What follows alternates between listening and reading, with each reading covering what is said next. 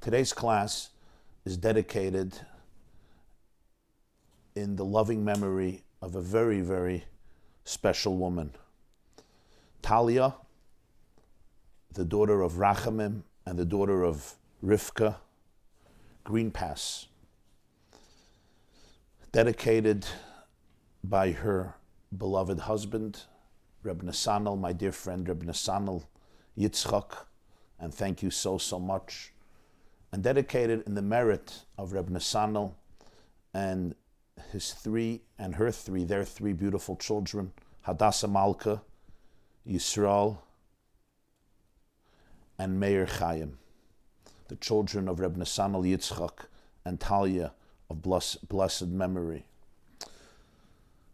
Talia Grynpas passed away 3 years ago on the 19th of Shevat, Shevat Tovshin Ayin Ches. That's 2018, 5778, at the very young age of 36. She lived with her husband Nathaniel and their three beautiful children in Sderot. She was born on a kibbutz, Kidumim in Shomron.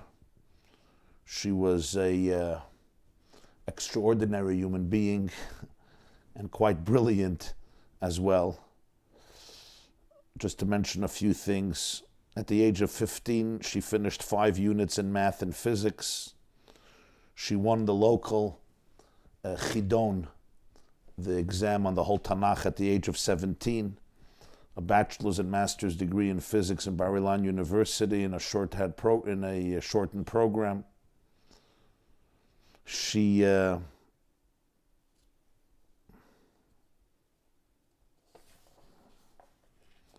Her husband wrote to me something fascinating.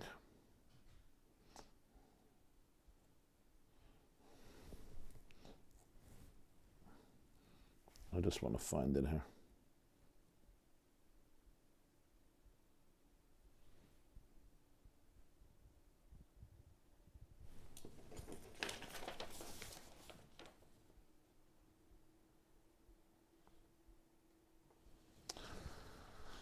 Because of her capacity, she worked in high tech. She worked on the Chetz, Israel's anti-ballistic missile program, and was very involved in that field of work. But her greatest passion was being a mother to her 3 beautiful kinderlach.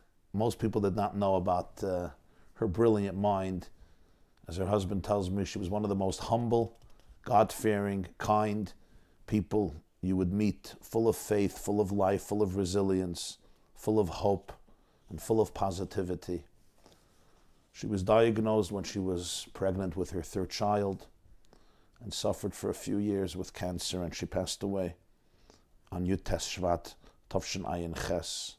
So I dedicate this very class to her loving memory and in the merit of her husband and their 3 beautiful, amazing children, with gratitude and eternal blessings.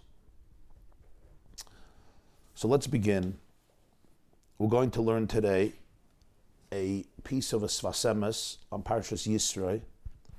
But before we begin, as a little intro, we're going to study a piece of Gemara, a piece of Talmud. And on the source sheets you could see we have both the Hebrew text and also the English translation.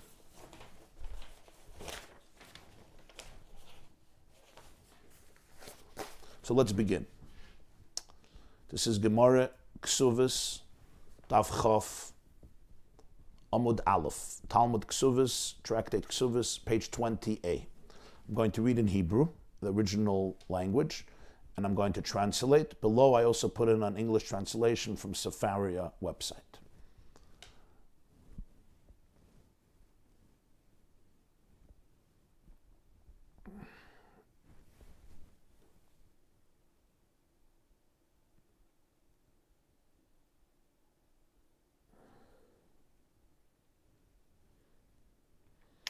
Tana Rabbanan. The rabbis taught, a person is allowed to transcribe his testimony on a document for himself, and then he can use this document as a source for testimony even after many years. Meaning, a witness who comes to the court and testifies about something that he observed obviously must be testifying based on his actual memory of observing this phenomenon, whatever it may be. I saw Yankel lend money to Shmerel, or whatever the testimony is about. What happens if I'm a witness and I'm afraid that I'm going to forget? So the Gemara says, the sages taught that you're allowed to transcribe your testimony on a document, and you can use that document after many years to remind you the story. You might say, no, it's not fair. He has to remember it. Okay, he's remembering it through the document. In other words, the document is what's reminding the witness of what happened. Reb Huna says only if he remembers it on his own, even without the document. The document may inspire and trigger some more details, but the person remembers the story without the document. The document is only an aid. Rabbi Yochanan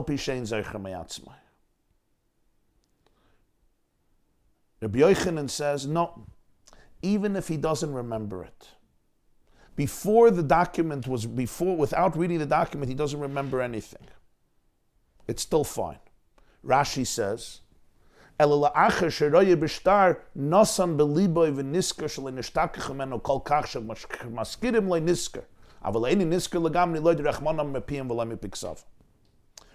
says, Rabbi Yochanan is telling us that after he sees the document, he does remind himself the story. In other words, it's not that the story was completely forgotten, that even after he reads his own handwriting and his own testimony in a paper that he put away, he still doesn't remember anything. If that's the case, Rashi says, then he's not a kosher witness. Why? Because the Torah says that testimony has to come from the mouth of the witnesses, not from their writings. If all I have is my document and I don't remember, I have no memory, no recollection of the story, it's not a kosher testimony. The testimony has to come from me, not from my diaries, not from my journals. So what's the argument between Reb Huna and Rabbi Yochanan? Reb Huna says, I have to have a memory of it even without the document. Rabbi Yochanan says, no, I don't care if I forgot it completely. But when I see it, I'm like, yeah, I remember that story. You know the difference, right? Sometimes you could see something you wrote, an experience that you had 20 years ago, and it brings back the experience. You remember it. Sometimes not. It's like, I don't know. I mean, I trust myself. I'm not a liar, but I don't remember it.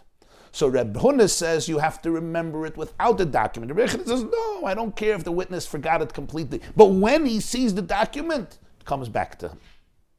And that's the law. That is the halacha, the verdict, the way it's in Rambam, in the laws of witnesses, in Torah, in Shulchan Aruch, Hashem Mishpat, Siman Chav Ches. This is the halacha. If you're a witness and you observe the story and you wrote it down on a piece of paper and you put it away in your sefer and your drawer, and 25 years later you bring it back up, you forgot the story, you bring it back up, you see it, you remember the story, you are eligible to testify. The Torah says you're a kosher, good witness. There's no issue, no guilt, no problem. It's completely good. Amar Rabbi said, Shmamen amid Rabbi Yochanan. We learn from Rabbi Yochanan, Hani beitrei de yadi sa'adusa, u'minshi chad minayu mitker chad lechavre. If two people saw an event and one of them forgot what happened, one of them could remind the other. That's fine. Just like the document can remind me, one witness can remind the other witness. And if he remembers it, he knows it's authentic because, sometimes I saw something together with you, right? Years go by, we meet. You say, you remember that story? Oh, of course I remember. Now I remember. It would also be fine. A dilemma was raised before the sages. What if the litigant himself reminds the witness of the testimony? What is the ruling? Not one witness reminds the other witness. The litigant himself comes to me and says, remember Rabbi YY 29 years ago you saw this? I don't remember. The litigant reminds it. What's the halach? Reb Chaviva said, Afilu atzmoi. Even if the litigant himself reminds the witness, he is a valid witness, he can testify. Mar bared Reb Ashi Amar, Mar, the son of Reb Ashi, says, Atzmoi lo. If the litigant himself reminds the witness, he may not testify. V'hilchasa, and the law is loy. If the litigant himself reminds the witness of the testimony, the witness may not testify. Why? Due to the concern that the litigant may have influenced the nature of his testimony because he is subjective. It may also look pretty bad, right? Because I'm not being reminded from the document, I'm not being reminded from the other witness, I'm being reminded from the person who's going to gain the benefit of the testimony, therefore they don't allow it. The Gemara says, however, if the witness is a great Torah scholar who knows very well the laws of testimony, then even if the litigant himself jogged the witness's memory, the witness may testify. Why? What's the logic? What's the difference? The difference is because since he knows the law very well, he would never testify if he didn't actually remember the testimony himself, because he knows that relying on somebody else's story is insufficient. So another person who hears it from the litigant and he remembers something, he'll say, okay, let me go testify. And it's really not a good testimony. But the Torah scholar, he knows very well that if I don't really remember the story, I'm not allowed to testify. And therefore, the fact that he jogged my memory, I'm not going to allow his story to influence me, because that's going to make me an invalid witness. Because he knows all of these nuances, he won't just rely on the general impression, yeah, I remember the story, but not all the details, etc. So we trust him and we say, even though he was reminded by the litigant, he could still testify. And the Gemara tells a story, and this is the source of this law. What's the story? Fascinating story. There was a story about Rabbi Ashi. Rabbi Ashi is one of the greatest Talmudic sages of the 5th century after the Common Era, the editor of Talmud Bavli, one of the editors. He knew testimony relating to another great sage of Kahana. Reb Kahana said to Rabbi Ashi, does the master remember this testimony? Do you remember this story that you saw involving me? Amalei loy. So Reb Ashi said to Reb Kahana, no, sorry, I forgot the story. So Reb Kahana says to him, V'lav hachi v'hachi hava. Reb Kahana tries to trigger his memory. So he says, didn't the incident transpire in such and such manner? Like, how do you forget this, Reb Ashi? Don't you remember what happened, on this day? And Reb Ashi is an honest man, of course. He says, I don't remember. Sorry. Reb Kahana says, well, you were there. I don't remember. L'soif itke Reb Ashi. Ultimately, Reb Ashi remembered. He had a flashback of the experience. He remembered everything that happened. And you know what happened? Asidle. Reb Ashi remembered the testimony, and he testified in court for Reb Kahana. Reb Kahana wanted he should testify. He declined because he didn't remember. Even after he reminded him, he didn't remember. But then he remembered, and he came to court and he testified. And look what happened. Something fascinating happened. Reb Ashi saw that Reb Kahana was feeling very, very hesitant. He was not comfortable with regard to accepting this testimony. And you understand why. He was concerned that he influenced the content of Reb Ashi's testimony. Because Reb Ashi told him clearly that he doesn't remember what happened. Suddenly, he's testifying. This means that he's just repeating what I told him. Maybe because he's uncomfortable, maybe because he trusts me, but that's not kosher. The witness has to testify from his own mouth what he remembers from his conscious experience and observation. That's Jewish law. So Reb Kahana, even though he was benefiting perhaps from this testimony, he didn't feel comfortable. He felt that there's something not kosher. So Reb Ashi tells him, Reb Ashi tells him, Mi savris Allah kasamichna, ano der amoy anafshoi v'atkiri. Reb Ashi says to him, you think I'm relying on you? No, I made an effort, and I remember the incident myself. In other words, I was attentive, I concentrated, I meditated. I really made an effort. I tried to tune in to my long-term memory, brain cells, and I remembered. And that's why I could testify. What's the problem? It's true. You reminded me. It's true. Maybe if you would have never had the conversation with me, I would have not even known to search for the memory.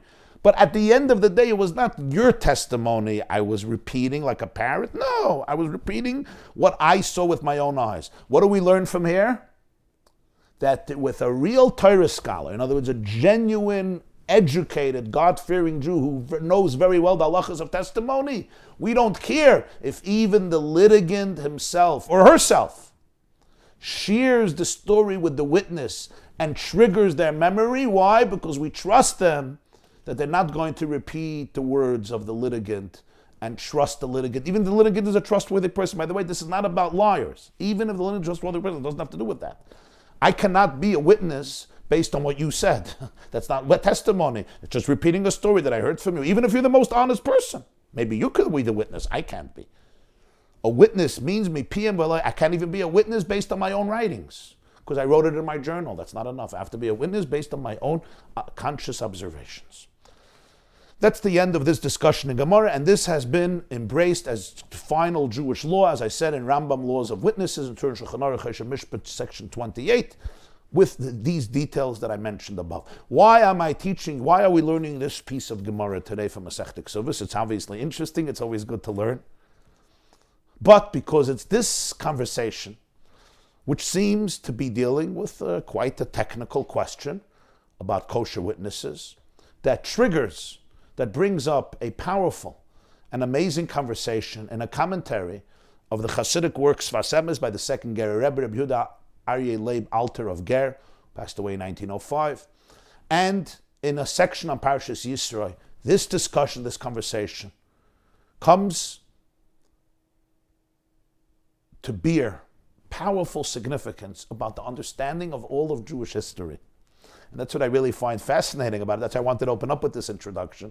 Because often when, we read these, people who learn Gemara constantly, they read these types of laws continuously in the debates and different perspectives, and it seems like it's only dealing with a technical issue, an important technical issue. This is normative Jewish law. But we see here, we get a glimpse into the nister of Torah, into the deeper dimensions of Torah, where everything is connected. And sometimes a small technical law is reflective of a profound philosophical, existential, and spiritual truth. In this sense, in this case, these laws are actually laws that embody and capture some of the most essential themes and narratives of Jewish history. I find that fascinating. Let's right away jump into the Sefas Emes. If you didn't open your source sheets, do that now. You can go to theyeshiva.net. You will see the video on top, Women's Class Tuesday, and over there you will see source sheets that you can open up either in View Source Sheets or in Download.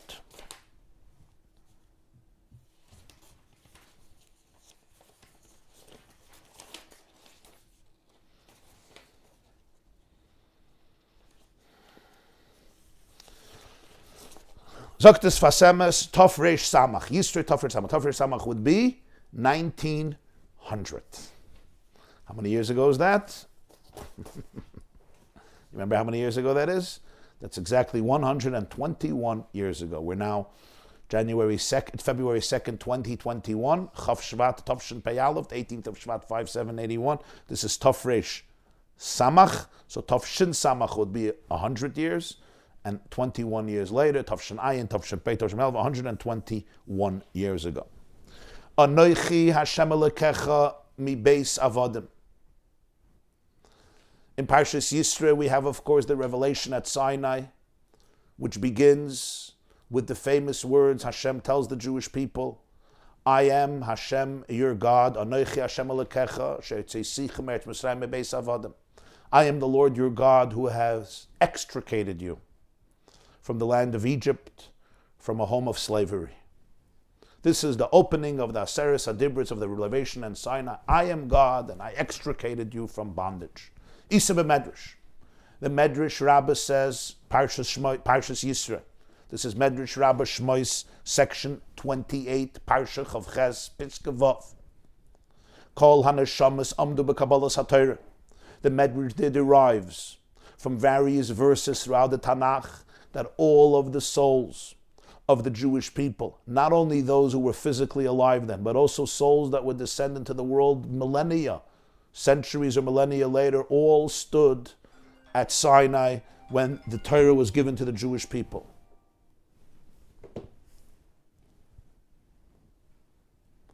Im Kain, says the Sefas Emes, if this is the case, l'kulam nemar haitzesicha. When Hashem says, I am the God who took you out of Egypt, who was he talking to? If all the souls were there, and he's referring to each one individually, so he's talking about the future souls as well, but they were not in Egypt. If God was only addressing the souls who have been in physical Egyptian bondage, and were now standing at Sinai, 7 weeks after the exodus of Egypt, beautiful, that makes sense. But the Medrash tells me that every single soul that ever lived, that would ever live, was there. And I should add in parentheses, it says in Pirkei Rabbi Eliezer, one of the earliest Midrashim, that this includes also the souls of converts, meaning those who would convert to the Judaism hundreds or thousands of years later. They also stood at Mount Sinai. Asks the Sefas Emes, why is God telling each of them, I have taken you out of Egypt? I haven't taken you out of Egypt. I've taken your parents, your ancestors out of Egypt. And in the case of a convert, not even ancestors. The answer is, because just as the Jewish people below, living on earth, languished in the Egyptian bondage, their counterparts, the souls of Israel, living above, living in the spiritual realms, not living physically in Egypt, they were also in exile.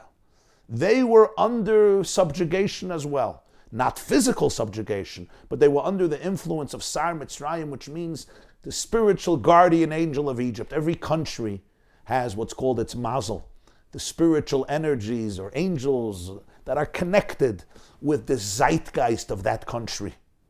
In fact, that is what constitutes the zeitgeist of the country. So the souls were surrendered. They were in exile under the dominance of the spiritual guardian, of the Sar Mitzrayim, of the spiritual counterpart of Egypt. Ubekabbalas HaTorah. And now when the Jews stood at Sinai and they received the Torah, Nis'alu b'nei Yisrael v'nichnasu tachas kanfei Shechina. All of the Jewish people, those who were physically alive and the souls who were present, were all sublimated, and they entered under the wings of the Shechina of the divine presence. As Hashem says, "Hoitzeisi eschem me'eretz Mitzrayim." We all know this verse is the end of Shema, Parsha Shlach, right? L'man tiskru asisim ani Hashem Elokeichem asher hoitzeisi eschem me'eretz Mitzrayim liyos lachem le'Elokim.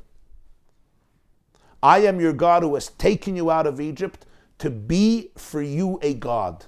Liyos lachem Elokim. What does this mean, to be for you a God? I took you out of Egypt to be for you a God. This was not only a statement to the Jews who were physically in Egypt. As he says here, this is a statement for all the souls for eternity, who were all experiencing some form of spiritual exile. And now God says, I took you out, liyos lachem le'Elokim. How do I take you out of Egypt if you're in heaven? You're not in Egypt.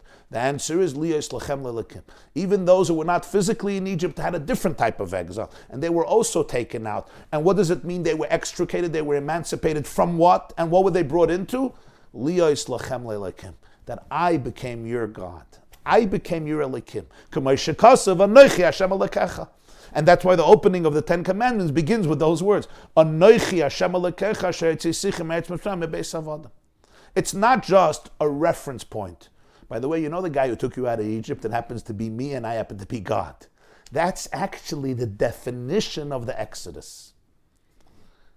This is based on a whole chapter in Tanya, chapter 46, chapter 47, chapter 49, where the Balatanya explains this, and in other Maimarim, in other discourses. And the point is, Hashem is not just saying, you came out of Egypt, so let me give you an address so you know who to send a thank you letter. Who to send a thank you letter to. Let me give you my email address. It happens to be Anochi Hashem Elokecha. He's describing what Yetzias Mitzrayim is. What does it mean to leave Egypt? And the moment we understand that description, we have an answer to our original question. Why it's not only applicable to the Jews who lived physically at the time, but it's applicable to every soul who would ever live. The definition of coming out of Egypt is Anochi Hashem Elokecha. That I am now your God. That's what it means. I took you out of Egypt. What does it mean you came out of them? What does this mean? That God says, I am your God. Your relationship with me is absolutely direct, unequivocal, absolute. No intermediaries. No other experiences to confine it or to limit. Liyos lachem le'elokim. I am your Elokim. And he goes on to explain. V'zeu ikir hapirish mebeis avodim.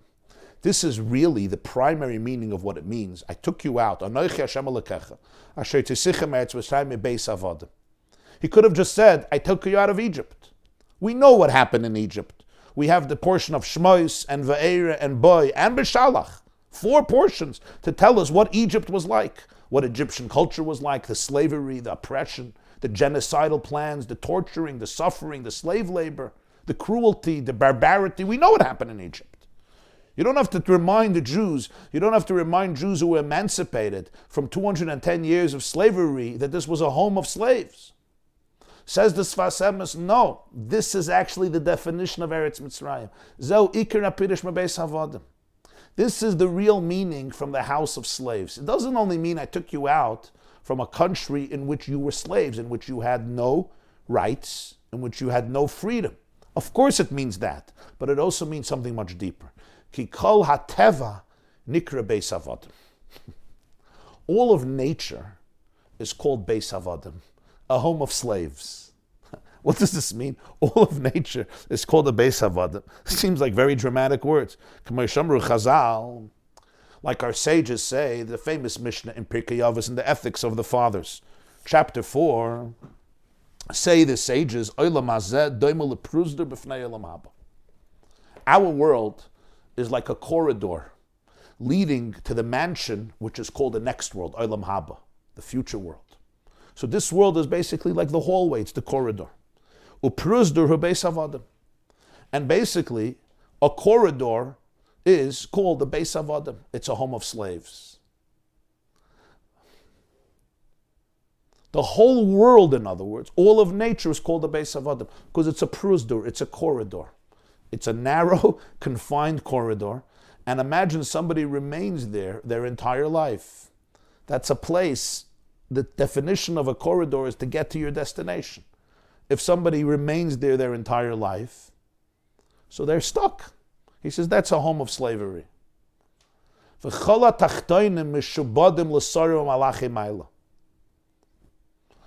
of us living in this world, it seems, we're all subjugated to the forces of nature and the spiritual forces of nature. Sarim are spiritual ministers, angels. Ubnei Yisrael yotzu mebeis avodim v'nichnesu l'traklim. So Hashem tells the Jewish people, I took you out from living in a corridor and I allowed you to live in a mansion. Shehei b'nei olam haba. And this is what it means that they are children of olam haba. It's not just about the future after a person passes away. Of course it's that too. But it's also about a definition of life in this world. What is this Sefas Emes teaching us here? What he's saying is, there are 2 states of consciousness in which I can live. And they both exist in this world. I can either live in a space of enslavement, of subjugation, or I can live in a space of uninhibited freedom and liberty. What makes the difference? What creates the difference? I would love to be liberated. How do I become liberated? Well, it's about the inner state of consciousness. That is what happens by Yetzias Mitzrayim. Anochi Hashem Elokecha, asher yitzeisecha me'eretz Mitzrayim mi beis avodim, is not just about the geographical location of Egypt. It's like we say at the end of Shema, Ani Hashem Elokecha asher yitzeisecha me'eretz Mitzrayim, liyos lachem le'elokim. If I can be your Elokim, what does it mean I am your Elokim? What does it mean? It means as follows. The definition of Elokim is that it has no definition. That's the only definition we know of Elokim. The only definition that Judaism has for God is that it has no definition.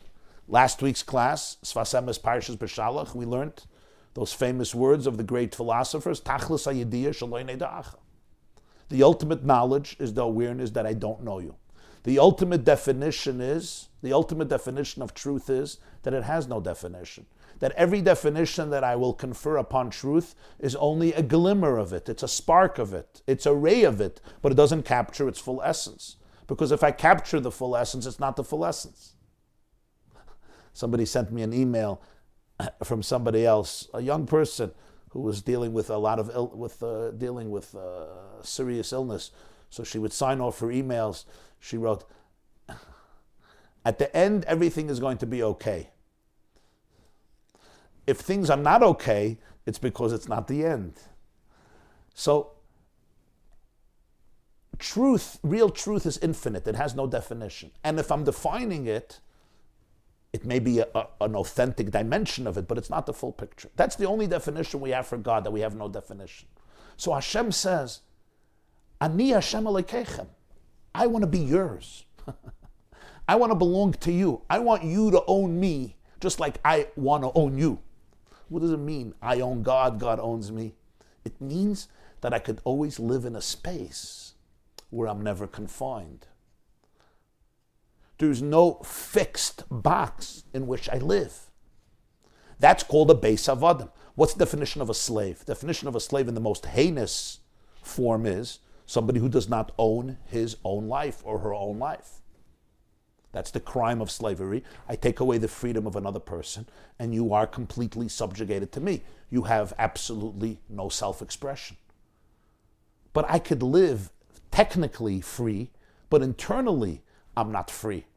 I'm haunted by scars, by wounds, by self-loathing, by self-shame, by depression, by melancholy, by all types of traumas, by addictions.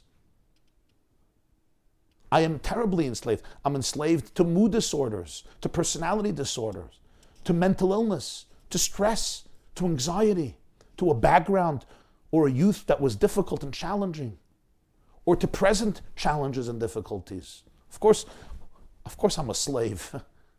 And that's what he says. Kol hateva nikra beis avodim. Isn't that the definition of nature? Nature, by definition, is confining. And I live in that realm.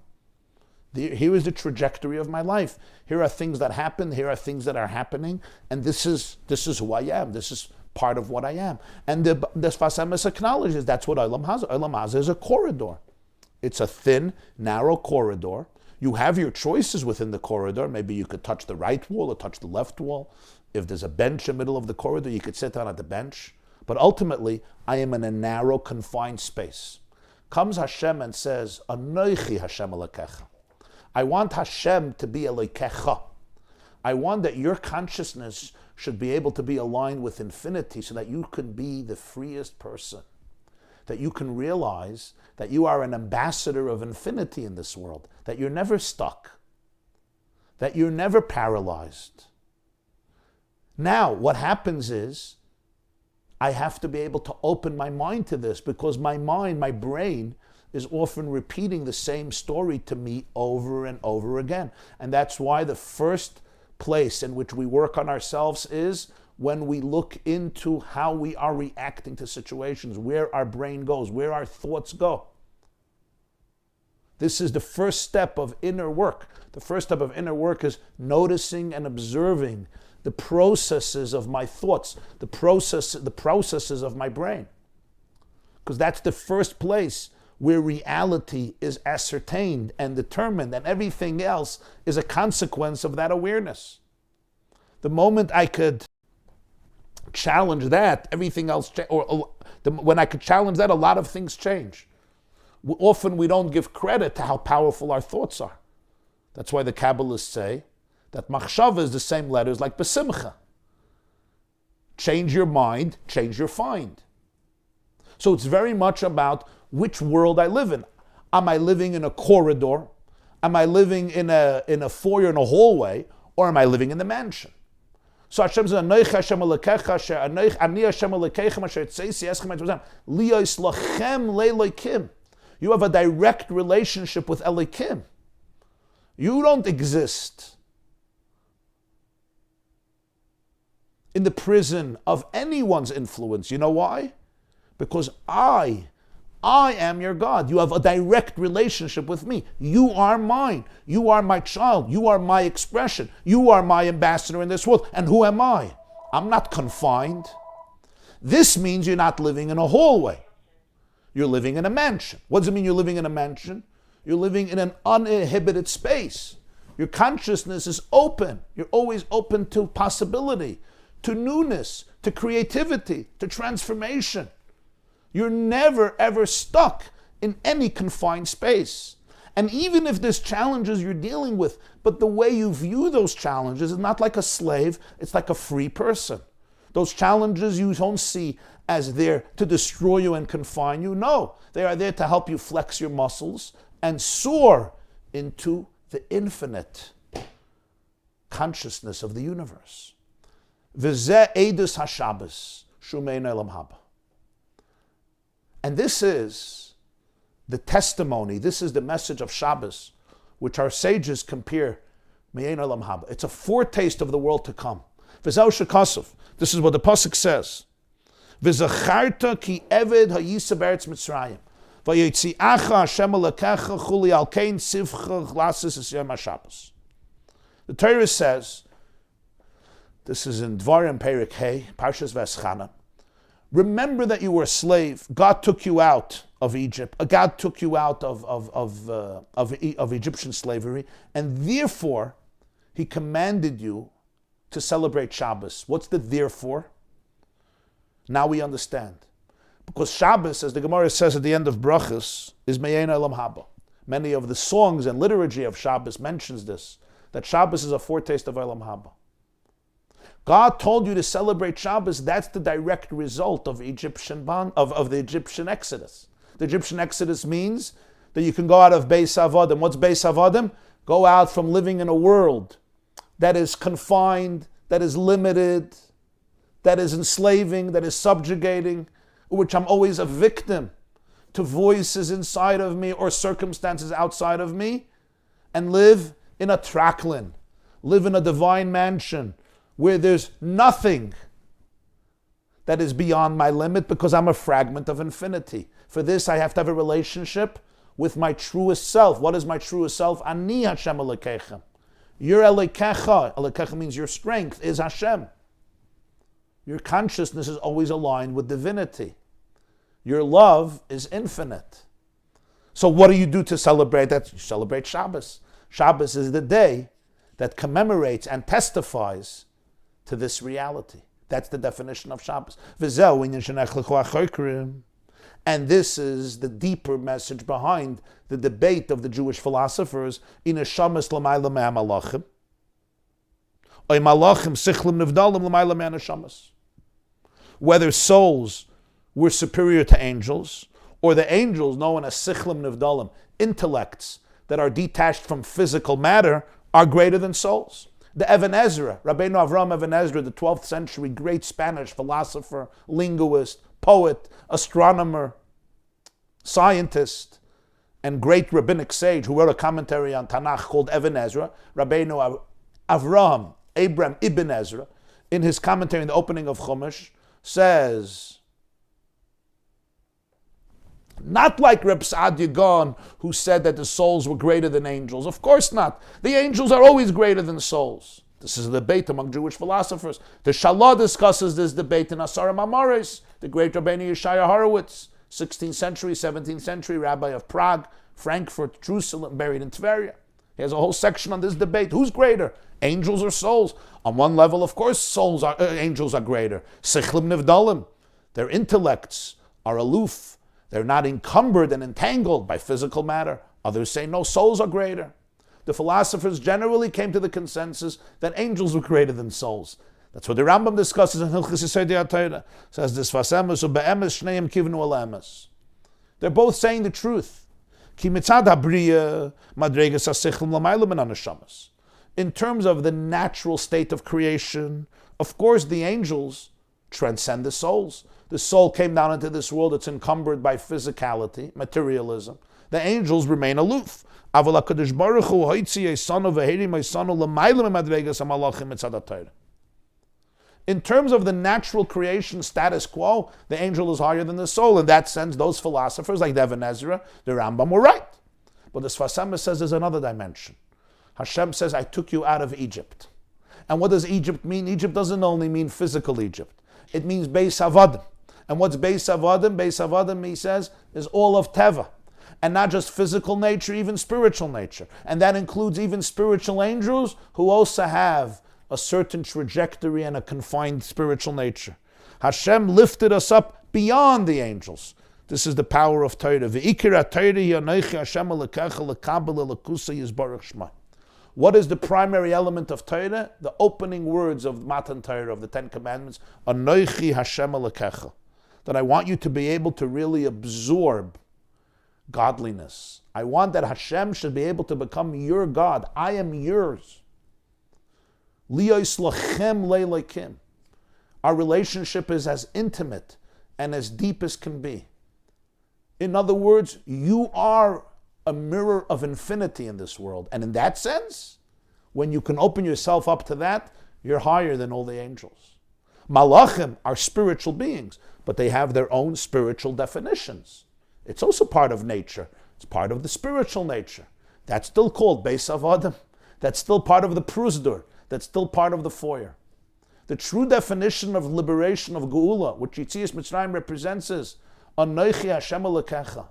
When Hashem can truly become Elokecha, and then you are no more a slave to any nature. Not your own nature, not other people's nature. Not your addictions and not your wounds. Not your internal turmoil or the circumstances that are imposed by life. And not even to the deep pain and anxiety and stress that we often experience in life, which are all part of the human condition. We are all in a Beis Havadim. We are all slaves to somebody and something. Everybody worships somebody and something. Who doesn't? We all have our fears, maybe a different definition of slavery, and sometimes I'm a slave to myself, to my own laziness, to my own disorders, to my own melancholy, to my own anxiety. I'm just a slave. And I keep on repeating that lifestyle. I'm like in this vicious cycle, in this orbit, and I can't get out of it. You know, you ever see this metaphor comes from Wittgenstein, the famous philosopher Wittgenstein. He said that they once asked him, what's the role of a philosopher? And he said, to teach the fly to look up, which means, you ever saw how a fly is trapped in this glass jar, and the lid is actually removed, and the bug flies from the right side, and it bumps into the wall, and then goes to the left wall and bumps into the glass, and then repeats this like, 9,000 times, right? And then it just plops down from exhaustion. The only thing the fly forgets to do is look up. Looks right, looks left, looks down, doesn't look up. So often in life, I'm like that fly. You know, I think I'm free, but I'm really in a jar. And I'm so limited because I'm living, the captor here, I'm living imprisoned in my own mind. I'm not a slave necessarily in the physical country by somebody who physically, God forbid, abducted me. But I'm living I'm a slave to my own neural pathways, to my own patterns of thoughts, and I just can't get out of it. I don't even know that there's something to get out of, because I'm so used to this type of thinking. And this is really the challenge for so many of us. We have been so accustomed to this way of thinking, to this way of reacting to life. I don't even know there's anything else.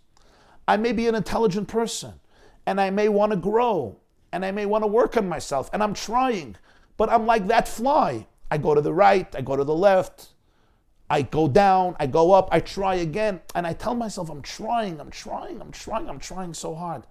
There's only one problem. The problem is the one who's trying to get out of the mess is the one who is in the mess. So even when I'm trying to get out of the mess is still controlling me. I can't extricate myself. This is the gift of Ani Hashem Elokeichem. Infinity says, I want to be yours, exclusively yours, personally yours, like your husband, your wife. I'm yours. In other words, you're part of Elokim. You're an aspect of Elokim. And the first one who has to know that is your thoughts. So if I find myself trapped in that Beis Havadim, and what is Beis Havadim? Beis Havadim are those statements about what life is supposed to look like. Those subconscious paradigms about me and the world and my relationship with the world. And they go unchallenged, because the worst form of slavery is that the slave doesn't even know that he has the right to challenge his slavery. It becomes so ingrained and entrenched in me that I don't even know that I could look up. I don't know. I'm going everywhere, and I think I'm traveling the world, and I'm exploring things, and I'm reading books, and I may be going to shir. I never look up. I don't even know what that means. Sometimes you need help with that. Sometimes you can't do it on your own. But acknowledging that is always the first step. I hope you understand what I'm saying. I hope I understand what I'm saying. V'oz b'har Sinai, hisigu b'chush b'chines elikus. So what did the Sefas Emes say till now? So what did he just say, the last line? What's the main aspect of Torah? What does it mean to live with Torah? Ikir Torah, Yanoich Hashem l'kach l'kabel l'kusi yizbarach shma. What is Torah? You say, well, it's religion. Okay, what does that mean? It's a faith. We do mitzvahs. It's a way of life. Yes. He says, what's the ikr? What's the essence of it? The essence of it is to absorb his godliness. L'kabel l'kusei. What does it mean to be mekabel l'kusei? To be able to say, Hashem is mine. Anoichi Hashem lekecha. Liyos lechem le'elokim. I have an intimate relationship with the infinite source of all of existence. And that's what I represent in this world. V'az b'har Sinai hisigu b'chush b'chines elikus.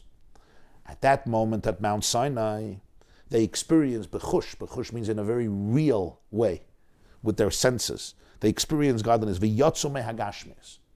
And thus they transcended a consciousness that defined them as material people who are confined by various natural realities inside or outside.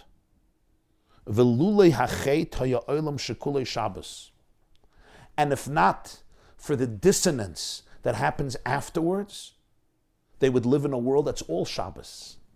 As the pasuk says in Tehillim chapter 82, Ani amarti Elokim atem uvnei elyon kulchem. I said, God says, that you are gods, and you are all the children of the supernal one. Wow, what does that mean? Ani amarti Elokim atem uvnei elyon kulchem. It's an extraordinary pasuk in Tehillim, Kapitel Pei Beis. And the Medrash Rabbah in Shmois, Parshas Kisisa, Perek Lamed Beis says, Ani amarti Elokim atem. God says, you know what my plan was? My plan was for you guys to be divine. I looked at you and I said, Elokim atem. These are not small shmatas. These are divine, living organisms. These are people who channel divine infinity into the world. Ubnei elyon kolchem. You're all children of the highest reality. The highest reality above which there's nothing higher. In other words, you are all products of infinity, of absolute freedom, of emancipation. Ani Hashem Elokeichem. Your Elokecha, koichacha v'chayuscha, your energy, your vitality, your inner consciousness is Hashem. Haya hoiva v'yiyah. Liyos lachem leilakim, to the point that I am defined by you. I am your God. I want to be yours, exactly like marriage. That's why it says before that, v'yisam kedoshim leilakeichem. Kedoshim, as it says in Tanya 46, and the Sefas Emes and many Svarim, kedoshim comes from the word kiddushin. You're betrothed to me. V'yisam kedoshim leilakeichem. Not just holy, but betrothed. In that sense, ani amarti elokim atem. This is you're living in a consciousness of absolute alignment with infinity. Ach acher hachet naflu madregazu. But then there was dissonance. The word chet is usually translated as sin. The real accurate translation of chet is dissonance. When there's a gap and there's a misalignment. Like it says about Shaul, Koileya el hasayra v'lo yechta. Whenever he shot his arrows, he always hit the bullseye v'lo yechta. He never missed. When you miss the target, it's called chet. Bathsheba tells David, Vayisi aniyu b'ni shlomo chatoyim. Me and your son Shlomo, Solomon, will be chatoyim, will be wanting. We will be persona non grata. The word chet is, I missed the target. I'm not aligned with who I really am. What happens later after Sinai is there's a dissonance, there's a gap. The Jewish people don't realize who they are. Ani amarti, I look at you and I say, Elikim atem, ubnei elyon kulchem, achein kechad adam temusan. But you insist that you're not a Elikim. You insist that you're a person. You insist that you're a small, petty, limited slave, okay? So that's the consciousness you live in. You have to be able to liberate yourself from it. Ubeshabbos kodesh yeredes neshama yisera hi haneshama shekiblu barasina shilamaylam beis avodim. Our sages tell us in Masechta Beitza Tezayin that every soul on Shabbos, every Jew on Shabbos gets an extra soul. What does this extra soul mean? So this Sefas Emes says, this extra soul is the soul that they experienced on Mount Sinai, which allowed them to transcend the Beis Avodim, the home of slavery, which is a metaphor for the natural realities in our life that keep us subjugated and enslaved. At Har Sinai, they experienced the world. Their eyes and their consciousness experienced a world that was not Olam Haza, was Olam Haba. This is not just talking about after death. It's talking about in this world. They experienced a consciousness of uninhibited love, of uninhibited freedom. That soul is given to us on Shabbos. It's an extra soul that's given to a Jew on Shabbos. L'chein Shabbos eidus al yitzias Mitzrayim v'kabbalas haTorah. That's why Shabbos is the mitzvah that was chosen through which we testify for two things: the exodus of Egypt and the acceptance of Torah. L'chein Shabbos sahadusa ikri. The Zohar says that Shabbos is called an aid. As the pasuk says, "V'shamru b'nei Yisrael lasas haShabbat d'Reisam beini uvein b'nei Yisrael ois hila olam." Shabbos is the ois. That's the reason we don't put on tefillin on Shabbos, for example, because Shabbos itself is the ois. It's the testimony. It's the edus. He says for the exodus of Egypt and for the acceptance of Torah. What does it mean? It's a testimony. So the Sefas Emes says because the experience of Shabbos, the very experience of Shabbos, helps us see ourselves re-experiencing the exodus of Egypt and accepting the Torah. What does it mean to leave Egypt? To leave Egypt means that I am never ever locked up in my anger, and I'm never paralyzed and submerged in the quagmire and the paralysis of my dispositions, of the vicissitudes of my nature, of my past or my present. That's Yitzias Mitzrayim. What is Matan Torah? What is Kabbalas HaTorah? Kabbalas HaTorah is Anochi Hashem Elokecha. That I am always in a relationship with infinity. I am an ambassador of infinite love, infinite light, infinite hope, infinite healing, infinite truth, infinite authenticity. Shabbos is the testimony for these two things, because Shabbos, the Jewish soul, gets closer. There's a deeper transparency in his or her world to be able to live in that state, not in the hallway, but in the mansion. The Ksiv, the Pasuk says in Yeshaya, Atem Eidei Hashem. The prophet Yeshaya Hanavi says, God says, you are my witnesses. What does it mean to be a Jew? Atem Eidei, you are my witnesses. The Jewish people are the witnesses. How are we the witnesses of Hashem? What is a witness? We're getting now to the witnesses, to the testimony. What is a witness? A witness is that you testify to this and this story, event, occurrence, phenomenon, crime, loan, transaction, whatever it is that you're testifying to. It's through you that we get to learn about that story. So Yeshaya Navi says, God says, you are my witnesses. You are the ones who make me known in this world. You testify to my existence. How? Because you are divine ambassadors. You are channels of the divine. Ani amarti eleikim atem. That's the life the Jew lives on Shabbos, which of course inspires the rest of the week. V'chol ha'edus b'koyach ha'Torah. And the testimony that we have, the power that we have to testify is through the power of Torah. Shenikras edus. The Torah is called a witness. Torah itself is called edus. Edus he. We say Shabbos morning, the Kapitlich Tehillim. Torah's, what's the lashon? Torah's Hashem Tamima Meshivas Nafesh Eidus Hashem Ne'emana Machkimas Pesi Pikudu Yisharim Mesam Chilev Mitzvahs Hashem Barim Miris Einam. Torah is called the testimony, the Eidus, the Ksiv. The Pasuk says, Vayidaber Elikim Miskal Hadvarim Me'el Leimer Anoichi Hashem Alekecha. The opening of the Aseres HaDibris is, God spoke all of these words to say, Anoichi Hashem Alekecha, I am your God. And the obvious question here is the word Leimer is completely superfluous. Doesn't make sense here. Usually it says, Vayidaber Hashem al Moshe Leimer. God spoke to Moshe to say over. I'm telling something to Moshe so that he should repeat it to the Jewish people. But here Hashem is talking to all the Jewish people, even those who will live in the future, as we learned above. So what's Vayidaber Elikim es kol advarim ha'ela leimer anoichi Hashem Elokecha? Vayidaber Elikim es kol advarim ha'ela. God spoke all of these words and start telling me what he said. Anoichi Hashem Elokecha. What's the leimer? Besides, the introduction is a little strange. Vayidaber Elikim es kol advarim ha'ela. It's not such a, the 10 Commandments are not so long. It could have said, Vayidaber Elikim el bnei Yisrael. God spoke to the Jewish people and start saying the words. Or just say Vayidaber Elikim. What's Vayidaber Elikim? It's kol advarim ha'ela. He spoke all these words. It wasn't so many words. It took a few minutes. It's very short. The 10 Commandments are not long.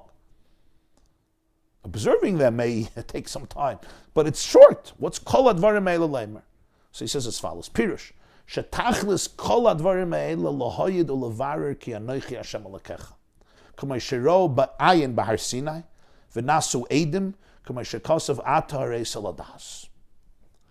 the Torah is saying is, Vayidaber Elikim es kol advarim ha'ela. Elokim Hashem spoke all these words. What are all these words? The 10 Commandments and the whole Torah, which ultimately are derivative of the 10 Commandments of the Aseres HaDibros.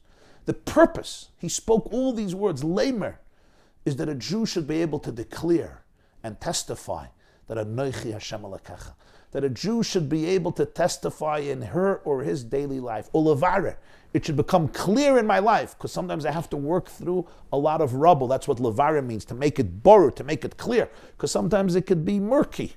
You know, Anoichi Hashem Elokecha is murky, it's not so clear. Levare, to remove every day, to excavate my true inner consciousness and be able to declare Anoichi Hashem Elokecha, that I, Hashem, infinity, is Elokecha, is your God, that you are essentially a piece of divinity, a piece of infinite light. You are a fragment of heaven.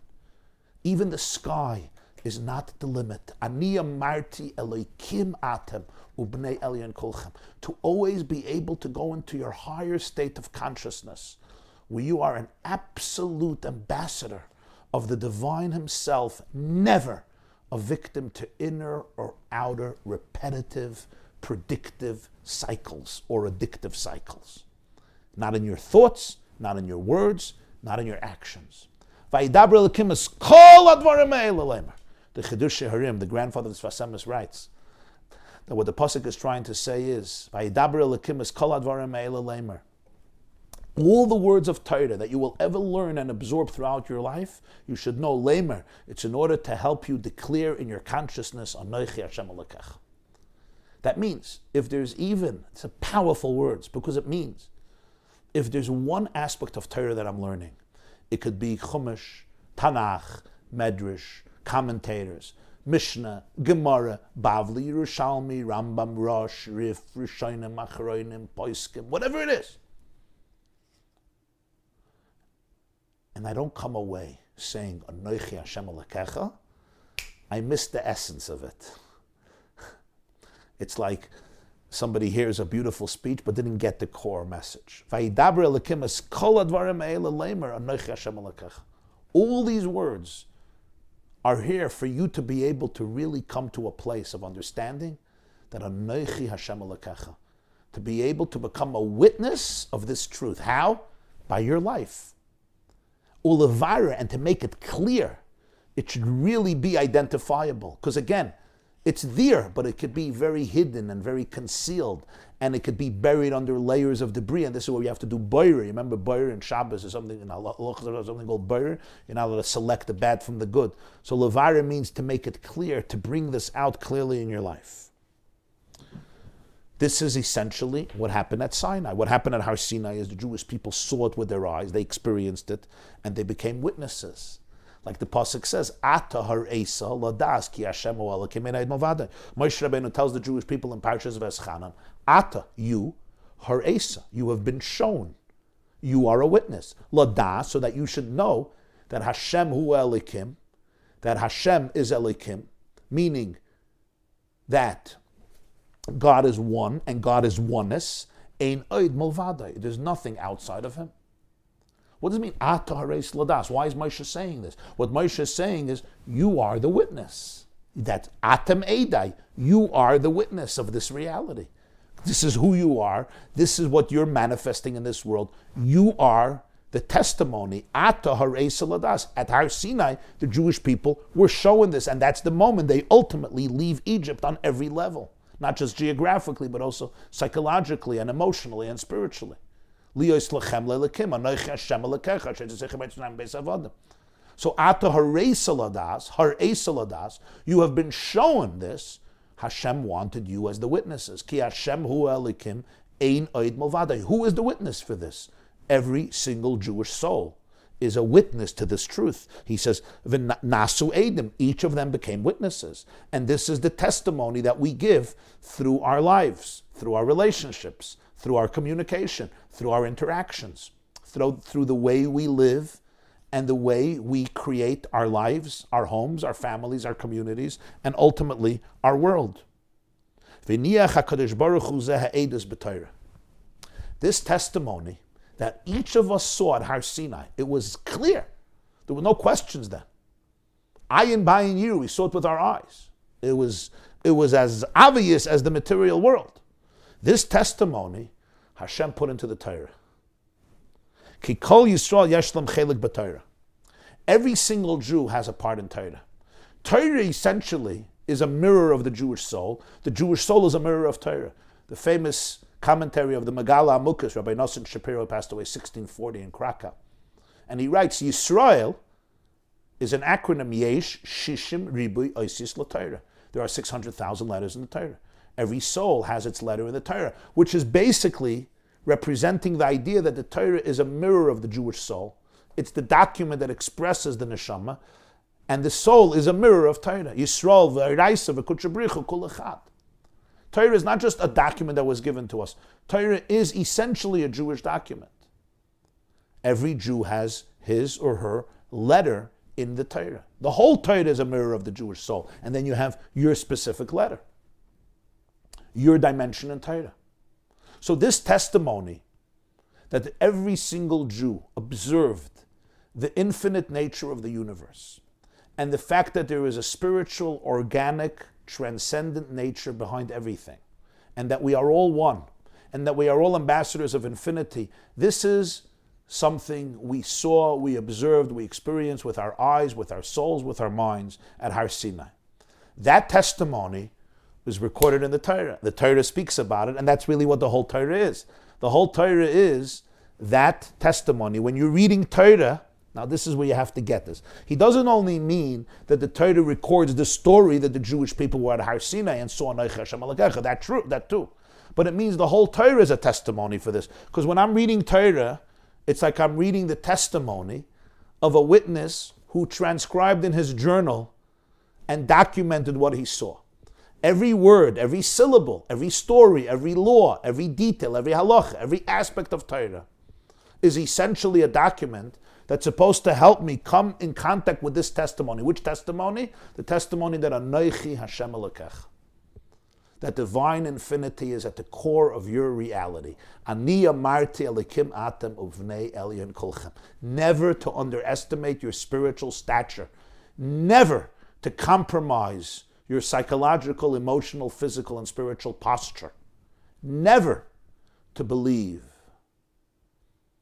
that you live anywhere but in an expansive mansion of infinite divine light. So every aspect of Torah is the testimony that was transcribed of the Jewish soul.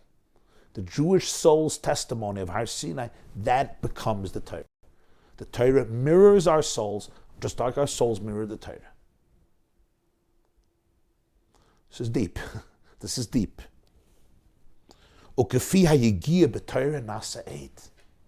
Wow. Based on your toil in Torah, that's how much of a witness you are. Every Jew is a witness. That's the secret of anti-Semitism. Why is there anti-Semitism in the world? Because every Jew is a witness. And what do? We want to kill the witness. It's always better. It's always easier, right? What did the Greeks say? Kill the witness. Kill the messenger. If you kill the messenger, there's no message. But you can't kill the messenger. You can't kill the witness. Because the witness is one with the one he's testifying about. The prophet Malachi says, I, God, am eternal, and you, the children of Yaakov, will never perish. The same Parsha, Moshe says, you cleave to God, Elikechem, you're alive. God is eternal, you're eternal.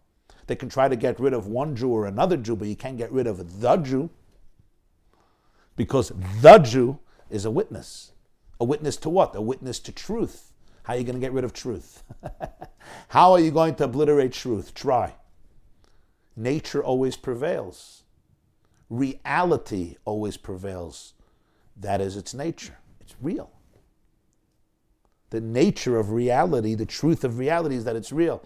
Probably nature is the wrong word in the Sefas Emes. That's Beis Avodah. So Atam Eidei Ne'um Hashem. Every Jew is a witness. Every single Jew is a witness. There's no difference. And if you don't believe the Jew, you can ask the anti-Semite. And even the Jew who screams that I'm not a witness is also a witness. He screams he's not a witness, and sometimes his very screaming is being triggered because he's such a witness, and he really doesn't want it. That's why he's getting so irritated. As somebody once said, Jewish atheists are unique. They deny God with religious fervor. Because as the Sefas Emes says, every Jew is a witness. So the fact that you're getting so annoyed is because you're such a powerful witness, and it's eating up on you. But the Jew who toils in Torah, the Jew becomes one with Torah, the Jew who lives Torah, he or she becomes an aid in a much more revealed and manifested way. Your very face, your being, every breath you take, every move you make is a testimony to Anochi Hashem Elokecha, which is in Torah. So the testimony, listen to this, every Jewish soul has transcribed the testimony of Har Sinai in Torah. It's there. When you read Torah, if the more deeper you go into it, what will you find there? You will find the testimony of Anochi Hashem Elokecha of the Jewish soul. That's its message. Every Nekuda of Torah says this again and again and again. Ani amarti elikim atem uvnei elyon kulchem, according to Sefas Emes, zui kol haTorah kula. V'isa b'Gemara. Now let's go back to the Gemara. Gewaldik. Kaisev adam edusa ishtana meidel of afilacha kamashanim. A person, a witness, is allowed to transcribe his testimony in a document and then testify from it even after many years. And as the halach is Rabbi Yochanan's view, and that's the law, even if the witness didn't remember the story on his own, rak shaydei haksav nisker, only after he read his journal, his diary, his notebook, that's when he remembered the story. Chashuv aid, he is considered a kosher and valid witness. You see what this means? This is the story of Jewish history. Every Jewish soul was a witness of Anochi Hashem Elokecha. At Ma'amad Har Sinai, we didn't experience ourselves as slaves in any form or fashion. We experience ourselves, Ani Amarti Elokim Atem, I am a channel of divine infinity in this world. That Edus is transcribed in the Torah. Edus Hashem Ne'emana, Machkimas Pesi, takes you out of foolishness, makes you wise. Pekudi Yishar Mesamche Lev, gets you in touch with the source of joy and ecstasy and delight. Now I take a look at the document 3,300 years later. I didn't remember the story. I don't remember the story. Sorry. But I take a look at the document, and you know what happens? Through the document, I remember the story. And here we come to a critical point. What does Rashi tell us in the Sugya and Ksuvas? If I look at the document and I don't remember the story, it's not good. Why? Mi piyem v'lo mi piksavam. You can't testify from notes. You testify from your neshama, from your soul. The purpose of Torah is that the Torah should help me remember my own experience of Ma'amad Har Sinai. That's the Torah. That's the Edus of Torah. Again, there is the opinion in Gemara, the first opinion, that I could only serve as a witness if what? If I remember the story before the document. I knew the story. I needed the document to refresh the details. That's the first opinion. That's Reb Huna's opinion. Rabbi Yochanan says, no, Afal Pishen, you don't have to remember it. But Rashi says, but after you see it, you have to remember it. What are these three possibilities? Reb Huna demands something much more. He wants that you should be alive internally. Your Ma'amad Har Sinai has to be internally. The Torah is there to refresh you. Rabbi Yochanan says no. Even a Jew who doesn't remember Ma'amad Har Sinai, but the Torah reminds you of the testimony. And that's what he says. Kafiya Yigia b'Torah Naseh. The deeper I go into Torah, the more I tune into Torah, the more I open myself up to Torah, the more I allow myself to be impacted by the Torah, the more the Torah triggers within me the unconscious, superconscious memory of who I am. Who am I? Ani amarti elokim atem. The Torah helps me come back to that inner mental, emotional, and spiritual space where I experienced and still experience Anochi Hashem Elokecha. Yes, the vicissitudes of life, the traumas of life, the pressures of life cause me to forget that. They minimize my posture. They crush my heights. They tell me stories about myself and create an alternate version of self-conceptualization that defies my true infinite nature. That's why I have a document. My testimony I wrote down. And the more I delve into this document, the more that inner unconscious space of faith and resilience and infinite goodness emerges to the fore. And the more it emerges to the fore, it becomes my story. But what happens if you don't have any of this? What happens if you're looking at the Torah, it doesn't remind you of anything? Then there's something missing. Then you can't be a witness. Because Judaism can't be a dry experience.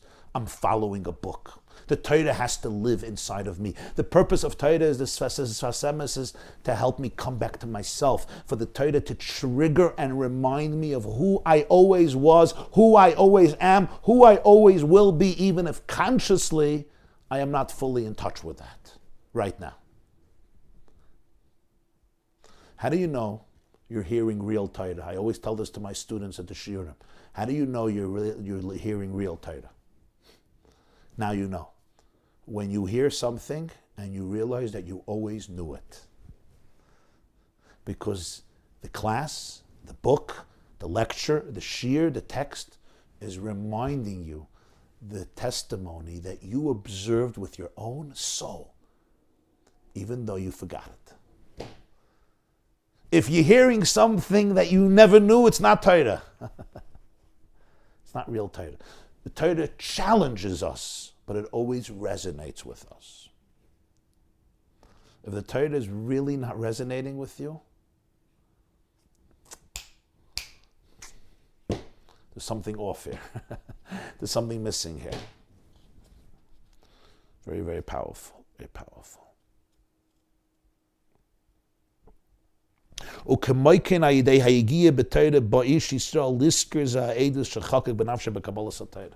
Through toil and Torah, the Jew could remember the testimony that is engraved in his soul from Kabbalah Torah.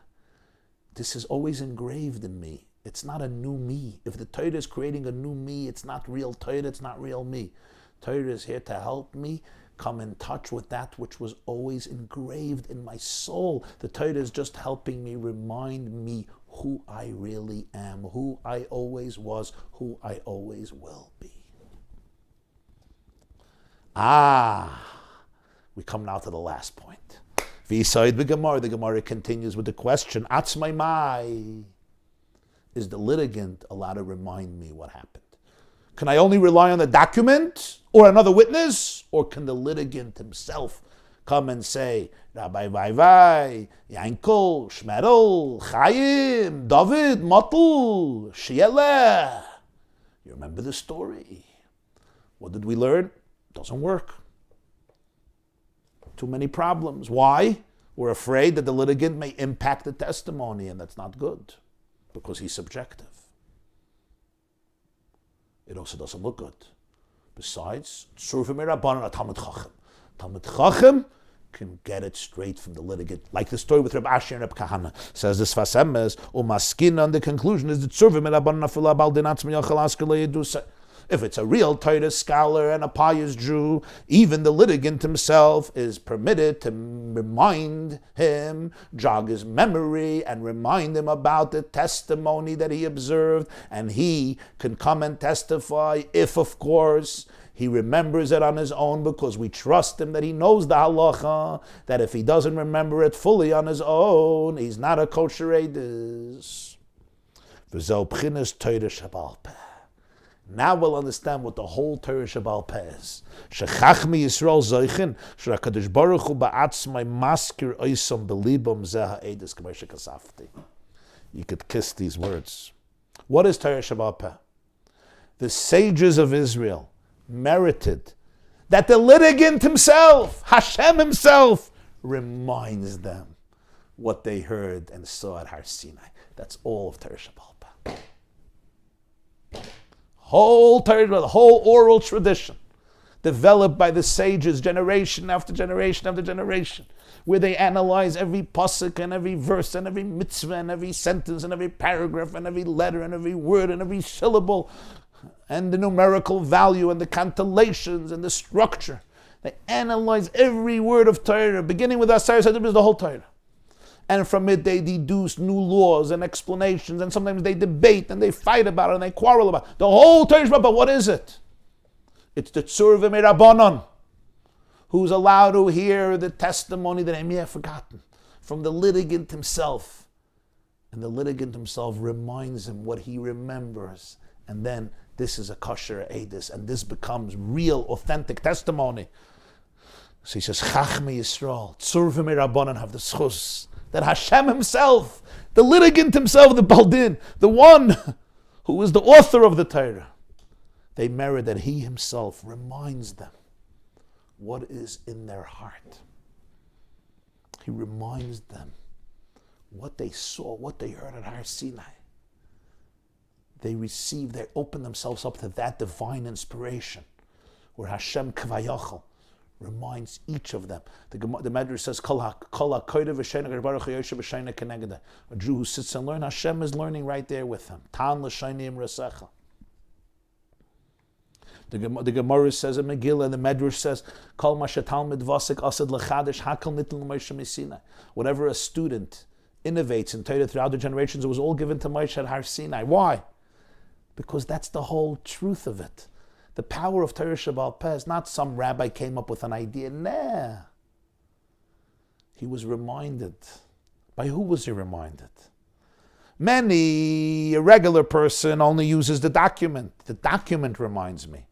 The Chachmei Yisrael, they're Zoicha, that the Baldin, Hashem himself, reminds them what they picked up at Har Sinai, what their antennas, what their souls detected at Har Sinai, and they can go back into themselves and become a channel for that information. And that's the Torah Shebaal Peh. All of the new ideas of Torah Shebaal Peh, it's also part of the Eidos of Torah. But you have two types of Eidos. There's the testimony that we pick up from the document, from Torah, and there's the testimony that I picked up from the litigant himself. So you have the Jew who learns Torah, and that triggers his inner consciousness. The Chachmei Yisrael, they're mechadish in Torah. There's a new Torah, there's a new Eidos. They don't have a document.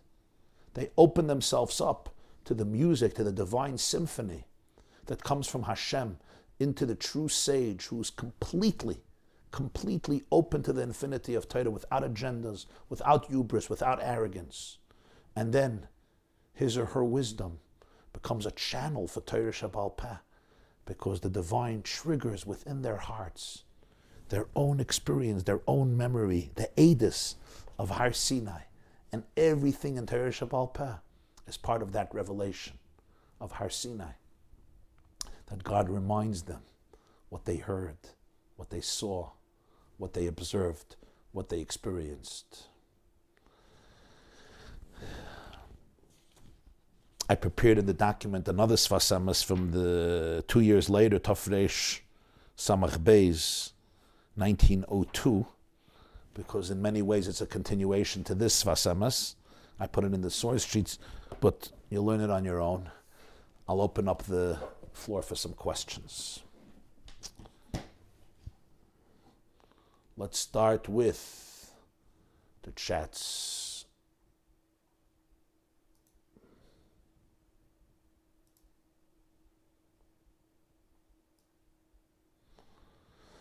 Thank you for another fascinating class. It is truly a gift of a lifetime to be able to learn.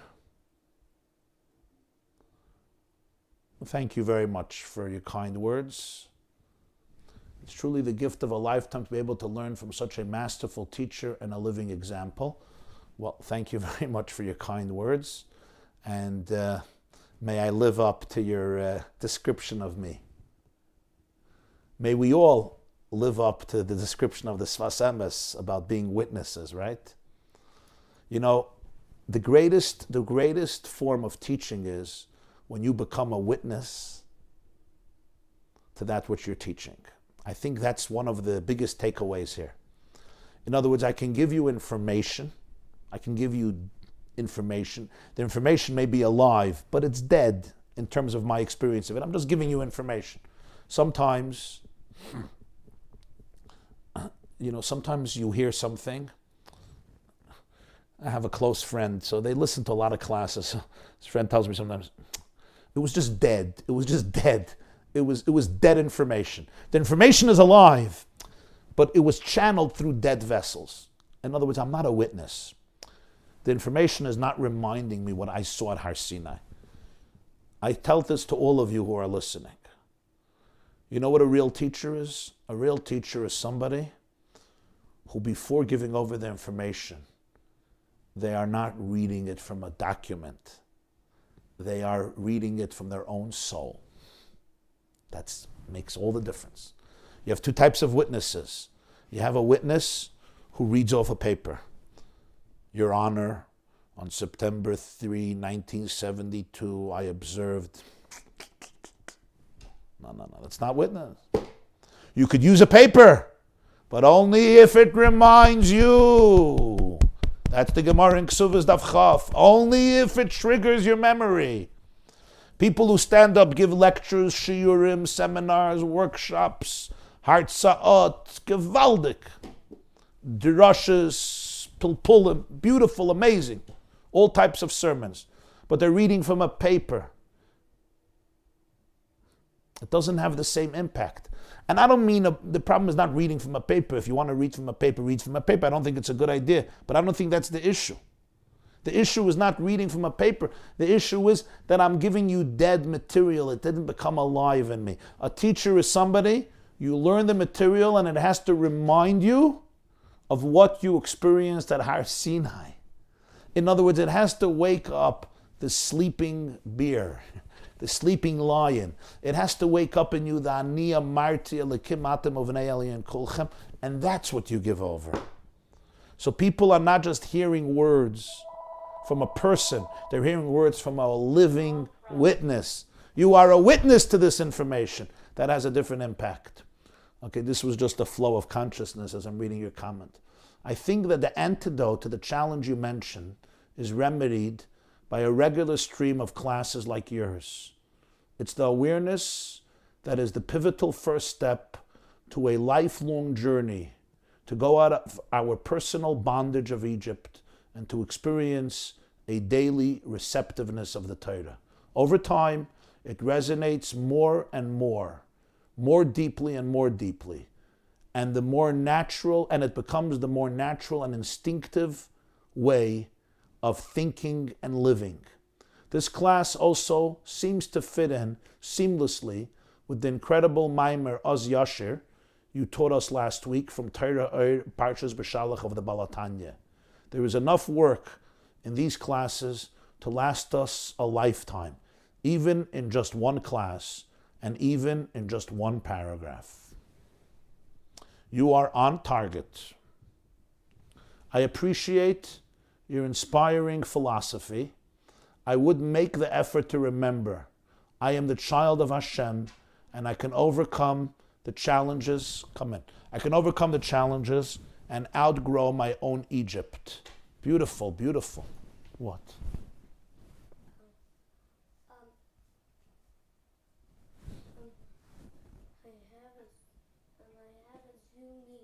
You have a Zoom meeting? What time?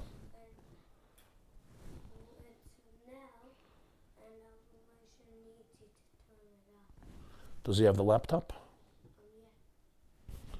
Okay, I'll be done in a few minutes. Okay? Let me just, I'll finish in 5 minutes. I'm just answering some questions. You want to say hi to everybody? No? Okay. We have a snow day here. We had close to 20 inches, I think. Close to 20 inches. Amazing world today, bedecked in white.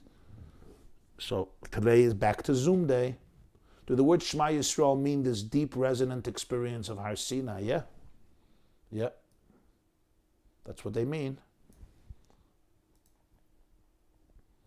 Okay, next question.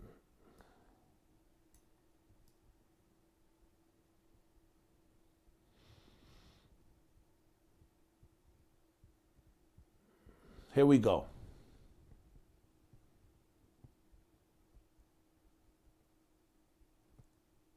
Interesting that Reb Kahana lived during the same time as Reb Ashi. Well, they had this conversation, and Reb Kahana reminded Reb Ashi about the testimony. So, yes. We daven to Hashem. Thank you to my dear aunt who asked that question. We daven to Hashem directly. We also ask people alive or not alive to daven for us on our behalf, to be messengers for us. In the Chevra Kadisha burial prep group, we ask that the deceased be a Melitz Yosher, a good intermediary for us. Wonderful, wonderful comment and wonderful question. And the answer is given by the Chasam Sofer, Shuvas Chasam Sofer. He says, the Gemara says in Baba Basra that if somebody has somebody ill in their home, they should go to a chacham, they should go to a sage, and ask him to daven. Why don't you daven directly to Hashem? In fact, some oppose.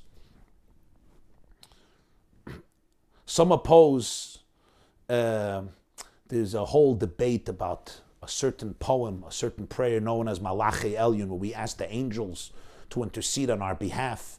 And they say, no, there's no intermediaries. So the Chasam Sofer says, why is nobody opposed to going to a tzaddik or a rebbe or another Jew and saying, give me a bracha, pray for me, bless me? And the Chasam Sofer says a beautiful answer. I'm going to give it to you literally in 20 seconds. And he says, all the Jewish people are limbs of one body. If my leg is hurting, is my brain allowed to pray for my leg? Of course. My leg is not sending my brain to God as an intermediary. My leg and my brain are all one. They're part of a cohesive, integrated, unified living organism. In fact, my head feels the pain more acutely than my leg. It's my head who should pray. So he says, when I go to a tzaddik, I go to a rebbe, I'm going to somebody who is one with me. And he says, when you go to the head of the Jewish people, some Sefer says this, when you go to the head of the Jewish people, he actually experiences your pain more than you. So of course, he should pray for you. This is the answer to the few questions that came in about intermediaries.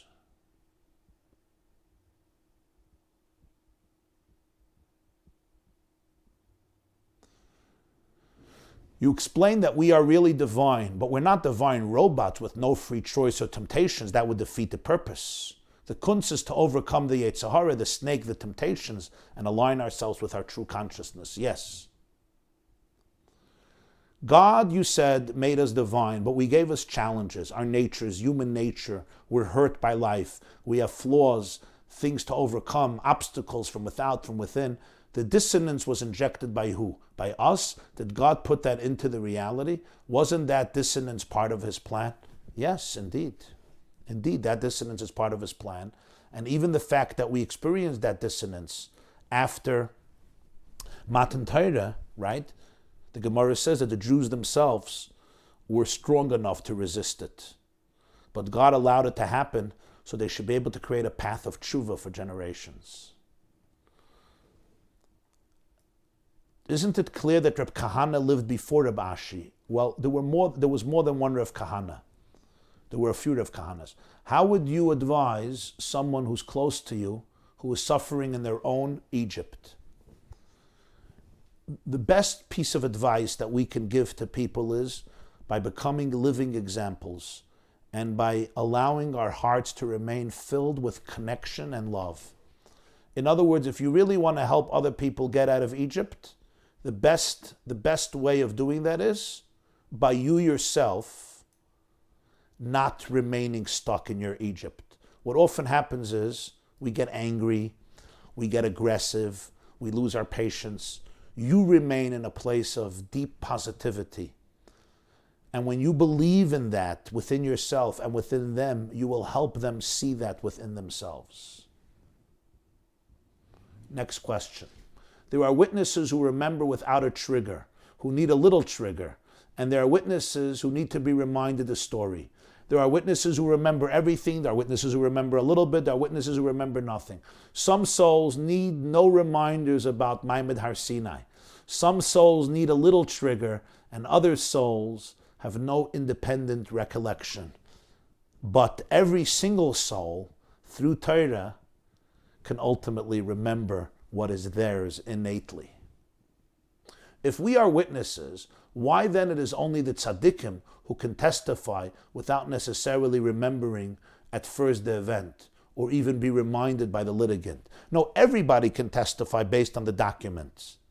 But the Chachmei Yisrael, those who are the authors of Torah Sheba'al Peh, they had the schus that the litigant himself shared it with them.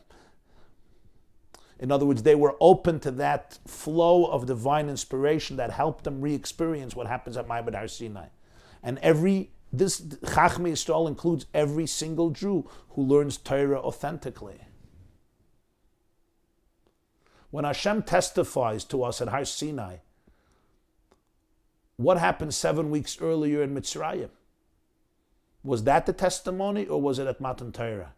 I suppose if Hashem, a witness may have his memory jogged by a document he wrote.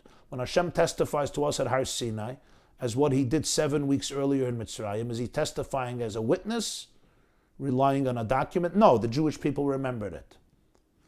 The way we approach the position and task assigned to us can determine how we handle the engagement of activity and the result that will either produce 100, 60, or 30-fold. If we are all witnesses, and Torah is the document we have to refer to, then we should all be able to serve as witnesses. Indeed, when it comes to the testimony of Torah, we are all witnesses. Every single Jew is a witness. Atem Eidai. Isaiah the prophet says that you are my witnesses, Hashem says. There's no distinction. Man, woman, child, old, young, this affiliation, that affiliation. Every single Jew is a witness of God.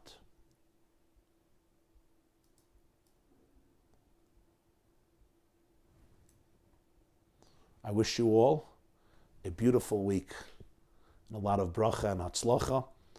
To remind you, Thursday morning, we will meet again at 7:30, concluding the discourse of the Baal HaTanya, Oz Yashir, Torah Parshas B'Shalach, fusing our need for attachment and our need for authenticity, our need for connection, and our need to be ourselves, fusing the inner world and the outer world. That will be Thursday morning, 7:30 a.m. I wish you an amazing, inspiring, uplifting week, a week in which you and I and all of us can serve as true witnesses to the truth that we carry in the depth of each of our souls, that Ani Amarti Elokim Atem Uvnei Elyon Kulchem, until the moment that it's completely revealed in our consciousness and in the consciousness of the whole world, when we will once again transcend the dissonance and the death that came after the Chet HaEgel and be able to go back to that pristine place of Al Tikra Charus El Cheres, Cheres Malach Hamavis, Cheres Miyetzahara, as the Gemara says in Eruvin, and the Medrash says in Shmais Rabbah, Ni Amarti Elokim Atem, that through Torah you would be Charus, Cheres, liberated from the Yetzahara, liberated from death. All death comes from the dissonance of infinity with finiteness, not realizing that our true consciousness is divine, and therefore we perceive ourselves as experiencing death. In this place, there is oneness and eternity and life. Thank you. Have a wonderful week.